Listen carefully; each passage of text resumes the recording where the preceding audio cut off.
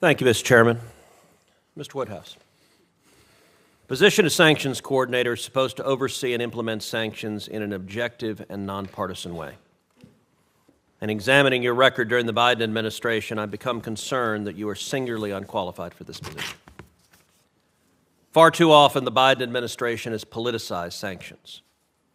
This administration has used sanctions as a bludgeon against countries and international figures whom Democrats don't like, while ignoring much more significant violations by those embraced by the global populist left. You have sanctioned our friends and ignored our enemies. And the mess on the global stage is a direct result of that. Let's start by talking about Israel and Hamas. Hamas has launched repeated wars against Israel during the Biden administration, injuring, kidnapping, murdering thousands of people, including dozens of Americans.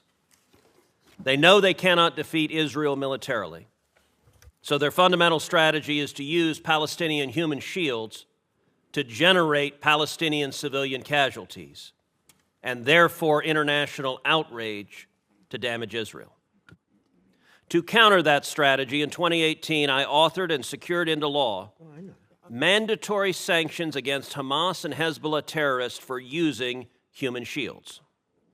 In May of 2021, Hamas launched yet another war against Israel, once again using human shields.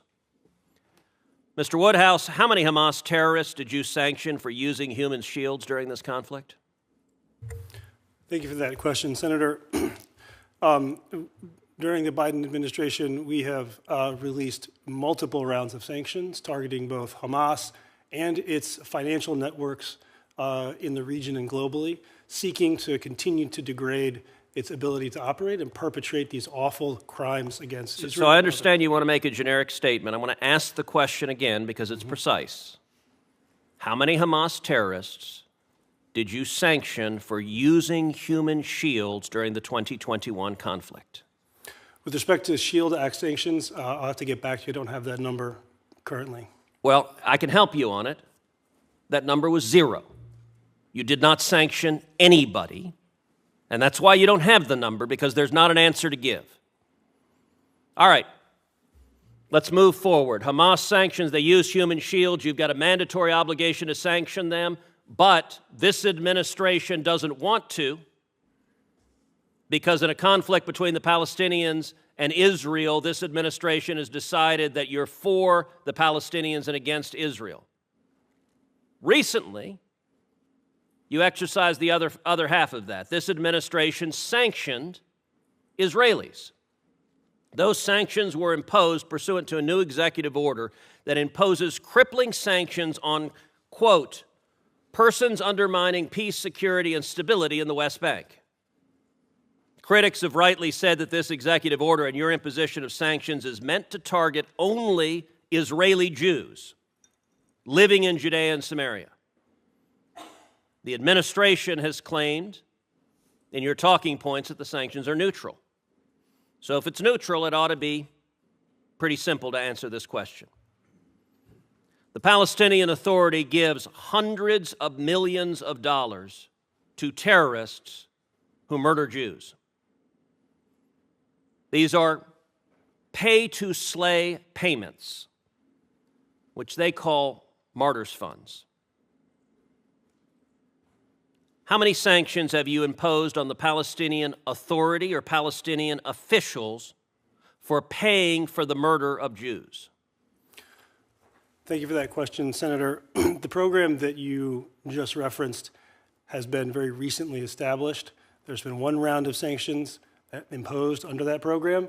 I can't preview future action. All on Jews? Respect, the first round did, the targets were all Israeli. Yes. Well, and clearly in the wake of October 7th, you're looking at Hamas terrorists who murder 1,200 people, who rape women, who murder children. And I'll tell you, it was sickening. A number of us sat here. The chairman of this committee arranged for us to listen to stories of the horrors that came on. Why does the Biden administration look at that and say, clearly what we need to do is sanction Israeli Jews, but we don't sanction Hamas. We don't sanction Hamas terrorists for using human shields, and you don't sanction the Palestinian Authority for essentially offering rewards for the murder of civilians. Why not? Senator, President Biden and the administration have been very clear that the United States stands behind Israel's right to defend itself against these attacks. Okay. We also have imposed... Except for the fact that you are only sanctioning our friends and you're not sanctioning our enemies. All right, my time has expired, but I want to ask one last thing. You've screwed up sanctions in the Middle East. You've screwed up sanctions in Latin America, which could be an entire other round of questioning. But let me end with this. Screwing up sanctions also caused the war in Ukraine. If you knew in 2021 that allowing Nord Stream 2 to be physically completed would convince Vladimir Putin that he was able to destroy Ukraine's energy infrastructure and then invade Ukraine, would you still have made the same decisions you made then about Nord Stream 2 to give Putin a multi-billion-dollar gift and an invitation to invade Ukraine? Thank you, Senator. When Russia began that invasion, they had already heard from the president, standing next to German Chancellor Scholz, that if Russia invaded, Nord Stream 2 would be no more. And Chancellor Scholz said that there was no disagreement. If Russia so did that work? I find your answer astonishing. Well, Nord Stream 2 is no more. Are you claiming responsibility for that? No. You'll make news if you're saying that. No. I'm not aware of that. Well, then that can't be your answer. If that's not what you're saying, you smirk and say Nord Stream 2 is no more, but your gift, refusing to enforce the sanctions on Nord Stream 2, caused the invasion. My question, which you didn't answer, if you knew then what you know now, would you still have given that gift to Putin and started the war? Senator, the decision that we had to make in 2021 was a pipeline that was almost complete. The Secretary has been clear. Are you going to answer the question? Would you have made the same decision knowing what you know now, yes or no? The decision that we had to make at that time was based on the facts and realities available at that time. It was staggeringly wrong. All of us told you it was staggeringly wrong. You didn't listen to us, and it caused the war because you put ideology above the interest of America and above the interest of our allies.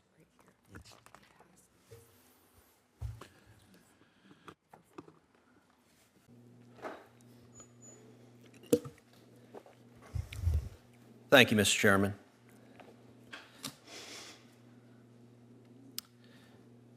In your 2023 U.S. Attorney Investiture speech, you highlighted the challenges you believe America faces and what justice means.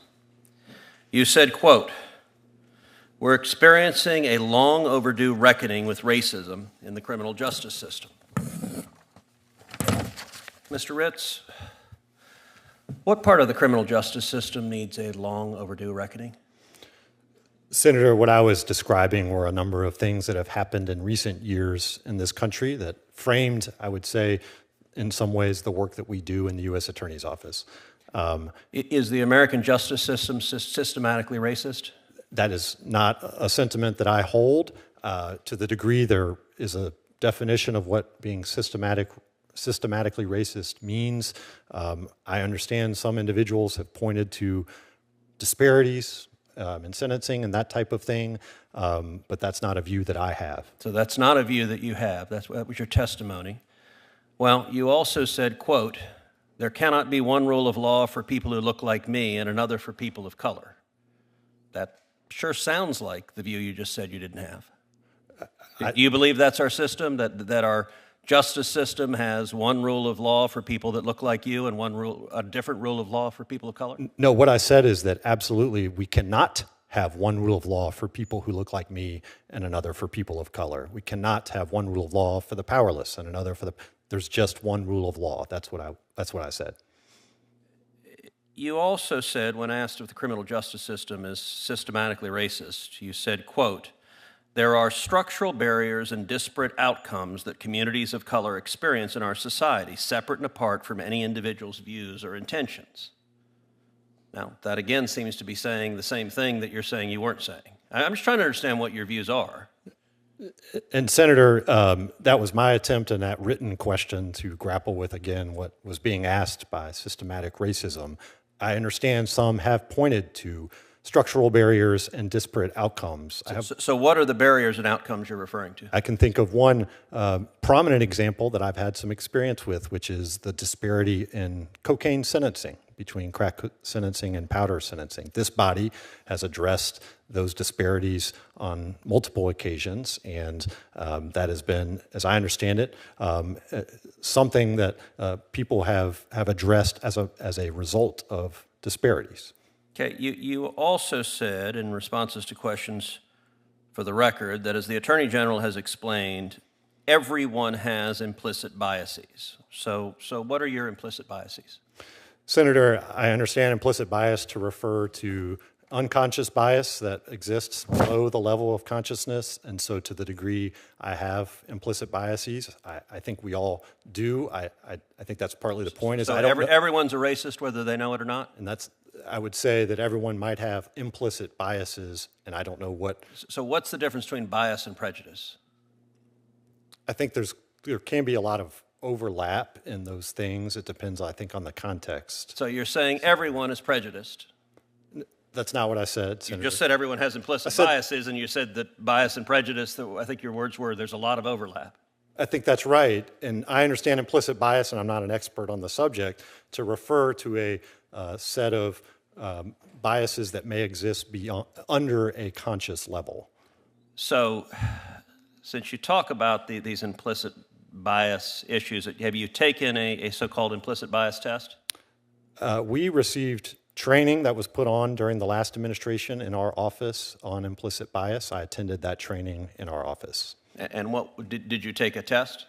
I don't believe there was a test associated with that, Senator. Okay, you also said, quote, "But you should know that for justice, for me, is about more than putting people in prison. For me, it's also about who votes and how hard it is to cast that vote. It's about where pipelines or bus routes go. Justice is about whether people in all zip codes can get a loan, whether women have access to health care."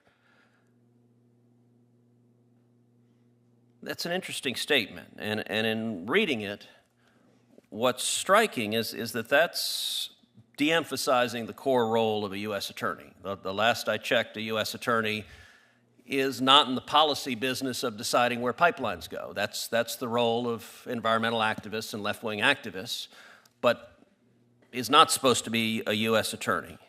Why was your focus elsewhere? Senator, and the very next thing I said was that those are not issues that we deal with on a day-to-day basis in the U.S. Attorney's Office, where we are primarily focused on enforcing criminal laws. I was seeking to place justice as a broad concept at the center of, to place our work within justice as a broad concept. So do you agree that Memphis is one of the most dangerous cities in the nation? It is.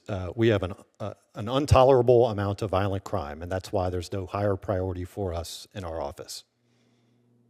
Well, there's no higher priority except for pipelines, except for bus routes, except for bank loans, except for implicit bias, except for the fact that everyone is prejudiced. All of those other things are what you're focused on talking about instead of actually locking up bad guys who are murdering and raping and hurting people.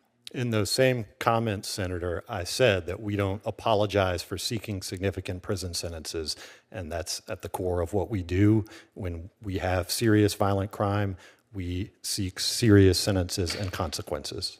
Thank you. Thank you, Senator Cruz, and thank you, Mr. Ritz. We appreciate your being here. You may have received some questions in writing. If you'll respond in a prompt fashion, we'd appreciate it very much. Thank you. We now make room for the second panel.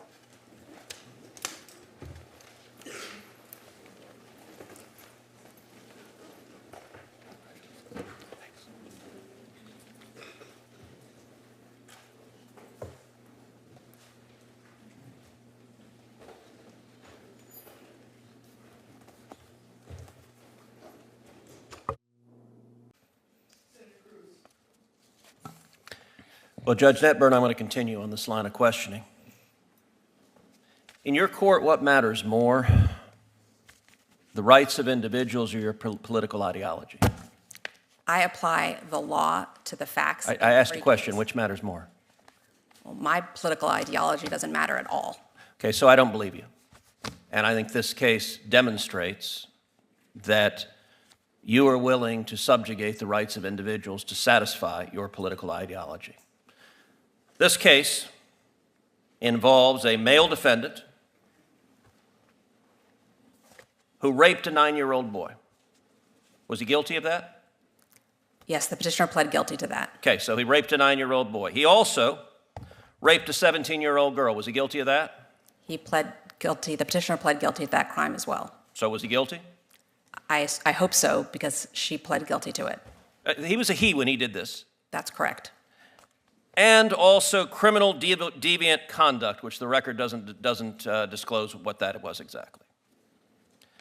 Then, after serving in prison, Mr. McLean was released for parole, but then violated the terms of parole by having internet and was sent back to prison. 1 year after being released again, he was convicted of having child pornography. Is that correct? I'm unclear on exactly the time frame that you're at, but the petitioner was convicted of distributing child pornography. Child pornography that was images of adults violently raping children. Abhorrent conduct. Okay. For which there are real victims. And this individual, 6'2", biologically a man. A minute ago you said that when this man decided that he was a she, you said this individual was, quote, I wrote it down, sober and entirely a female. That phrase struck me as remarkable. Did this individual have male genitalia?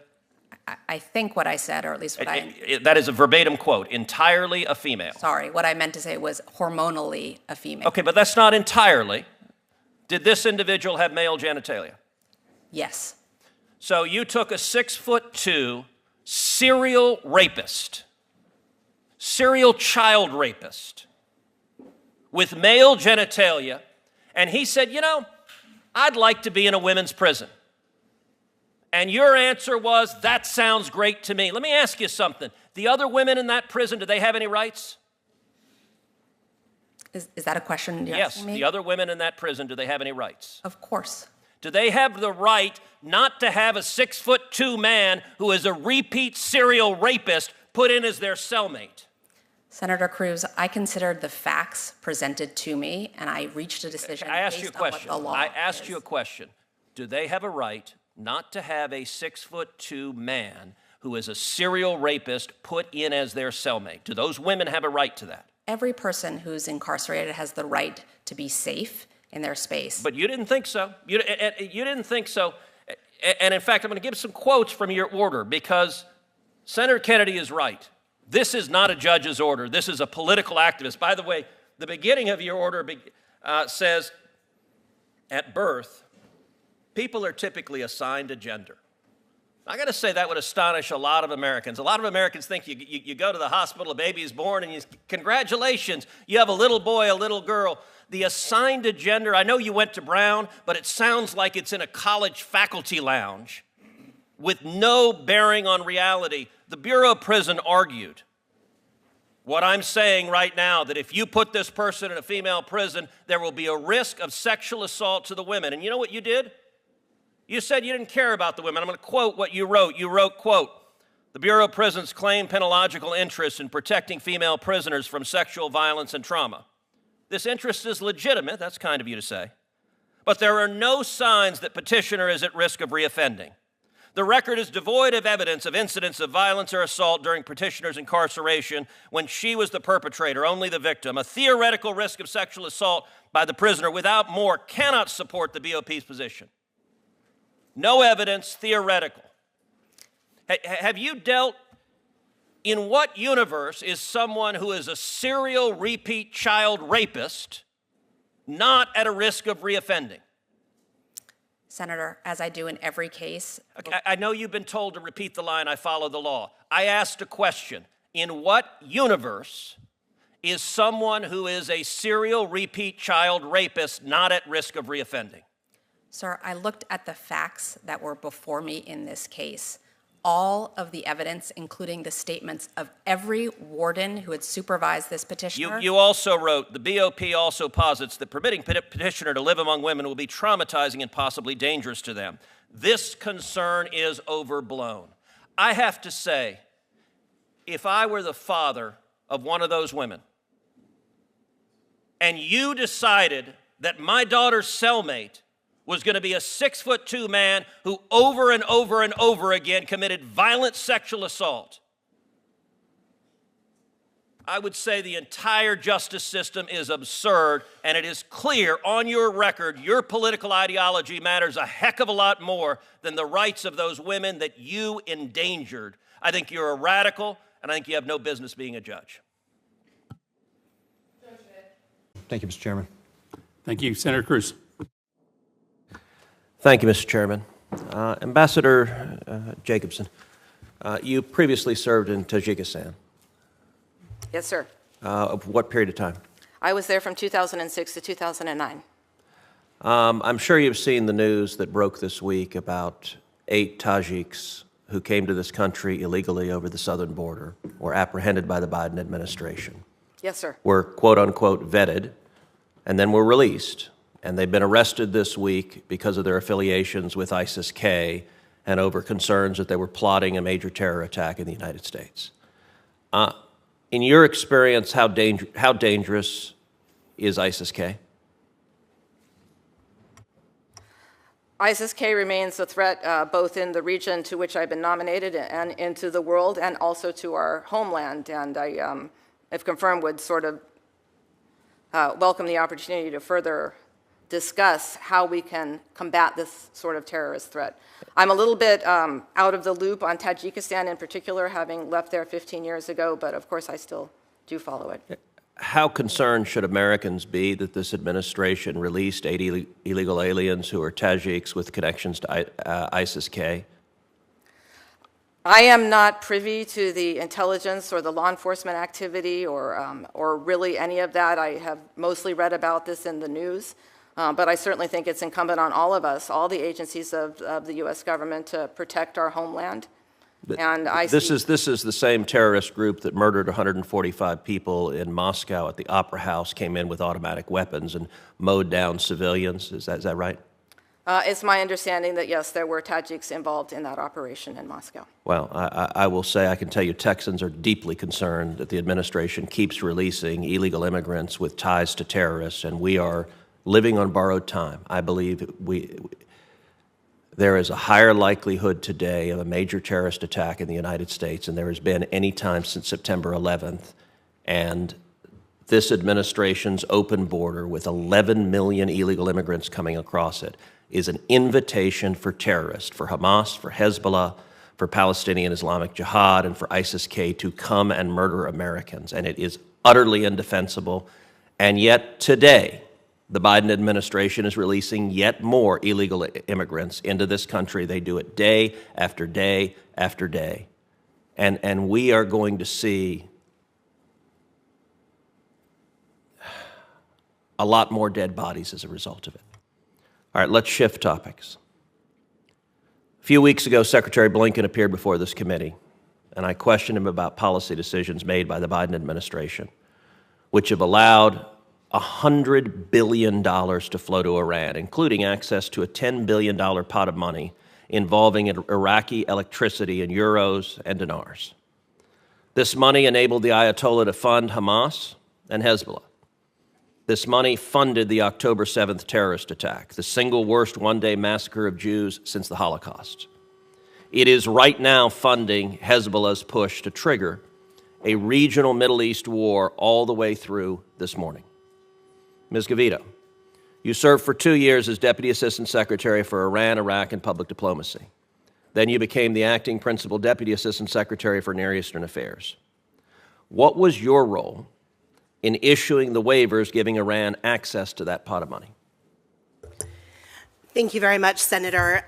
With regard to the $6 billion in question, the $10 billion, not the $6 billion, not the $6 billion in ransom. That's another problematic decision. Apologies.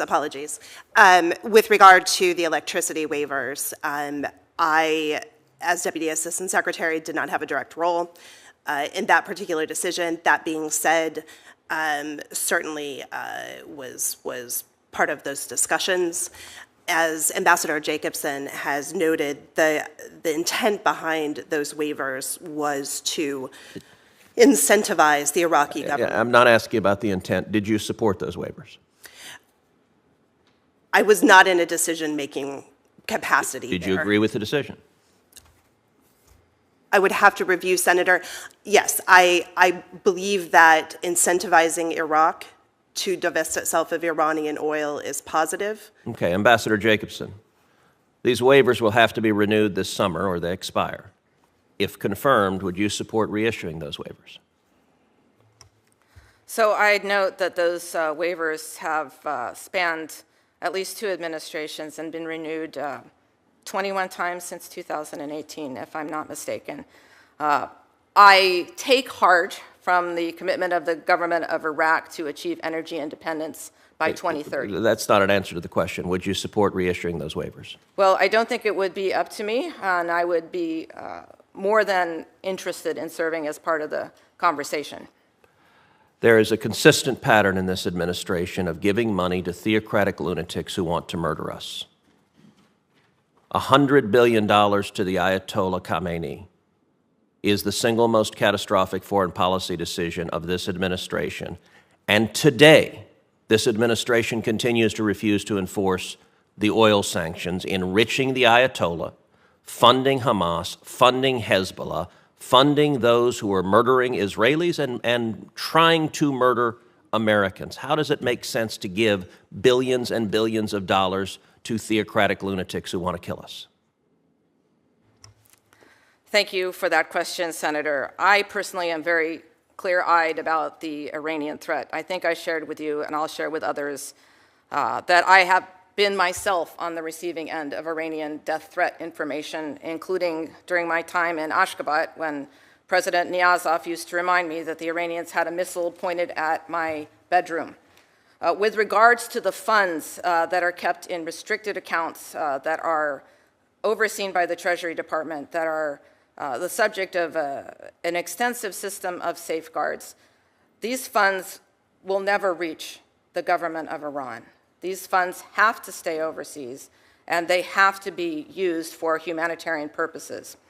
You could ask, doesn't that mean that it frees up money for their massive terrorism campaigns, which of course are heinous? And I would argue that Iran, unfortunately, is always going to focus on destabilizing activity over supporting the humanitarian needs of its own people. With regards to the sanctions, the administration hasn't lifted any sanctions, and as far as I know, it's implemented another 700 sanctions. But it refuses to enforce them. My time's expired, but the results are indisputable.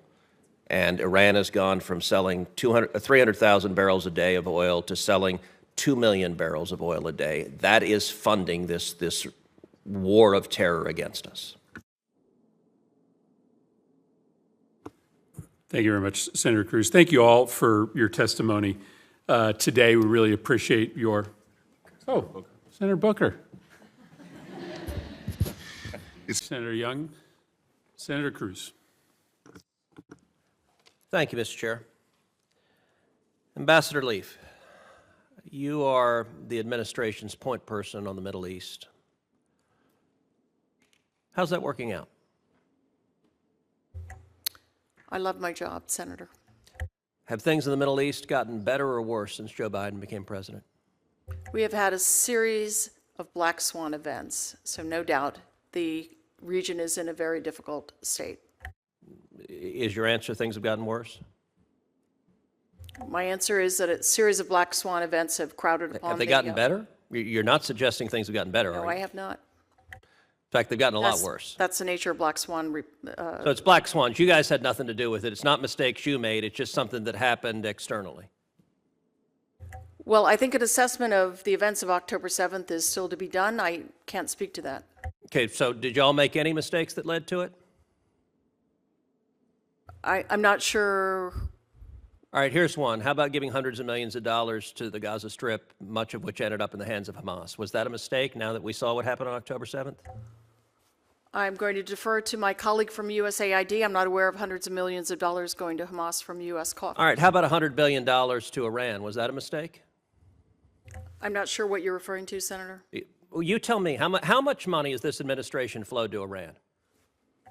We have not flowed money to Iran. Really? We have money in accounts that are restricted for humanitarian use only. And money's not fungible? This regime will always spend money on these kinds of activities, the proxy activities. When Joe Biden became president, how much was Iran selling in oil a day? I don't have that figure for you, Senator. Of course you don't. The answer is about 300,000 barrels a day. How much is Iran selling in oil a day now? Somewhere short of 2 million. So it went from 300,000 barrels a day to 2 million barrels a day. That's about $80 billion that the Ayatollah has made because your administration refuses to enforce oil sanctions. No, we do enforce oil sanctions. Well, you do so terribly because the number has increased almost tenfold. But because of the strictures that we put on, the sanctions that we put on, the targeting that we've done, 230 alone directed towards those who traffic in Iranian oil, that has imposed a heavy cost on Iran, and we estimate that it is not... Wait. You're saying it's a heavy cost. They went from 300,000 barrels a day to 2 million barrels a day. Where's the heavy cost? That's an extra 1.7 million barrels a day. That's $80 billion. True or false, 90% of Hamas's funding comes from Iran? No, not 90%. It is a large, it's a Okay, how much is it substantial then? amount. I don't know at this Of course, you're in charge of the damn region, and you don't. What do you mean you don't know? At this exact moment, I can't tell you. All right, how much of the Hezbollah's strictures. funding comes from Iran? Huge amount. It's about 90%. Both of those are about 90%. Do you think it made the world safer or less safe to take a theocratic lunatic like the Ayatollah who chants death to America and death to Israel and to flow $100 billion? Did that make us more safe or less safe? The U.S. is not flowing money to Iran, Senator. What about the $6 billion in hostage payments? Not a penny is moved. And money's not fungible? They Not a can't put penny that is up for moved. credit facilities? Not a penny is moved. You're where you're under oath. I am. And could they put that money up for credit facilities to use money to fund their terror activity? I'm not sure who would be in the position of lending them money at this point, Senator. We do have plenty of sanctions. Iran is one of the most heavily sanctioned regimes. But you're not enforcing them. This administration, every lunatic on earth that wants to kill us, this administration gives money to. All right, let me ask you this. Israel has said it is their policy to utterly eliminate Hamas. Does this administration, does President Biden support Israel in its commitment to utterly eliminate Hamas? Of course. Of course, then why are you calling for an immediate ceasefire before they eliminate Hamas? Israel has accepted that proposal. No, they have not. They have. Is there a ceasefire that's happened? Hamas has not yet fully accepted Is there a ceasefire? Israel most certainly has not. I'm aware the Biden administration has told the press that Israel has. The Israeli leadership. So I asked you a question. Do you support Israel's military objective of utterly eliminating Hamas? You said yes, and the next sentence you said, but they should cease fire right now and not eliminate Hamas. No, I agree with the way that the president characterized it, Senator, on May 31st, which is to say that we agree with the objective that Hamas never again control the Gaza Strip or threaten Israel. That will not be achieved by military means alone. So it's not now, we said their military objective was to defeat Hamas. So you just said it's impossible to defeat Hamas. When is you that first right? posed the question, you said eliminate Hamas. I said utterly eliminate Hamas. I didn't say over time, not over 1,000 years. I said defeat an enemy because they are murderers who murdered 1,200 people who raped women and little girls. It won't be done by military means alone. Okay, so it is the position of this administration it is impossible by military means to defeat Hamas. Yes, it is. Let me ask you, you also want to see, essentially as a reward for October 7th, a Palestinian state. It's not a reward. It's not a reward. It just achieves what they want as a benefit for these murders. Let me ask you something. If Hamas is governed by Hamas, if Hamas governs Gaza, how is Israel's safety protected? It's an impressive job, Mr. Chairman. Bang, bang. Let the witness finish answering the You question. should not be frightened of these questions, Mr. Chairman. Gentleman's time has expired. Hamas has never supported a two-state solution. So indeed, a Palestinian state that is negotiated with Israel that lives in peace side by side And with governed by Israel Hamas. is not a reward to Hamas. Hamas doesn't support such a thing, does not recognize Israel's right to exist. Your policy has been an utter disaster. Judge Lopez, I'm going to quickly note there's a reason the Democrats have scheduled you on this panel, because you have a long pattern of sentencing criminal defendants to egregiously light sentences, including one child molester who molested a 4-year-old and 9-year-old, and you sentenced him to only 6 years in prison, including, as we heard before, one woman who was responsible for killing her 1-year-old son, who was coated in fentanyl. His pajamas were coated in fentanyl. His sheets were coated in fentanyl. You could have sentenced her to 30 years. You sentenced her to only 4 years. It's an egregious pattern, but the reason you're put on this panel is the Democrats know that most Republicans will not have time to question you about that terrible record, because your colleague on this panel, her record is even worse. Ms. Campbell, I will say I have seen some astonishing nominees from this administration, but I have to admit your record takes the cake. A judge should not be a political activist. Your record demonstrates to me a long history of being a political activist, but not just an activist who affiliates with extreme and radical organizations. Now, when Senator Grassley asked you about the Workers' Dignity Organization, you gave, I think, deliberately misleading answer. You said you did not represent them, and that convinced Senator Grassley not to continue on that line of questioning. You have been a legal advisor to that organization since 2013. That is what you have publicly printed on your AVO biography. It is what has been described in the Tennessee Bar Association when you were nominated. That explicitly says she served as a legal advisor for local workers' rights nonprofit Workers' Dignity. Now, why is it you're distancing yourself from them? The reason is because they are utterly radical. If you look at this group that you've served as the legal advisor for over a decade, this is an openly Marxist organization. This is a communist organization. Now, those words are not said lightly. According to their own characterization of their views,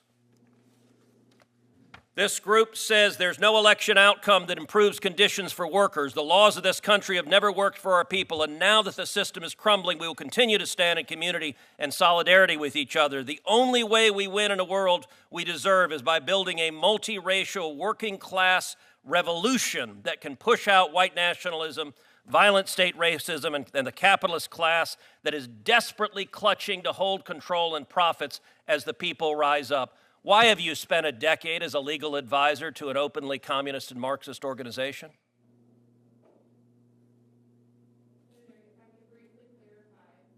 I don't think your microphone's on. I apologize, Senator.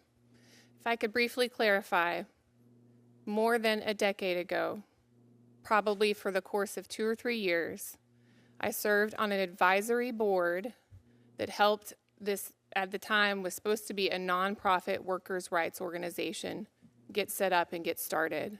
Did you know they were a communist organization? Senator, at that time, they did not express these kinds of views. It was an organization. So this is new. This wasn't the case then. Yes, and I have not been affiliated with them in more than a decade. You're aware that your current profile that you have up, your legal bio, says you are right now an advisor to them. I apologize for any confusion about that. So your testimony under oath, and that's all right, the facts will come out, but your testimony, I want to make it explicit. Your testimony under oath is that you have done absolutely nothing and had zero contact with them for how long? I have not served on their advisory board for... You've done absolutely nothing and had zero contact with them for how long? Please answer the question. Many, many years. Senator. How many? I don't know, sitting here today. It's been many years. If you look at other statements from this organization, because they are radicals. They are radicals. If you look also, this is the same group in 2020. They called for abolishing ICE, abolishing prisons and detention centers, and abolishing the police. Why did you volunteer for a communist organization that calls for abolishing ICE and abolishing the police?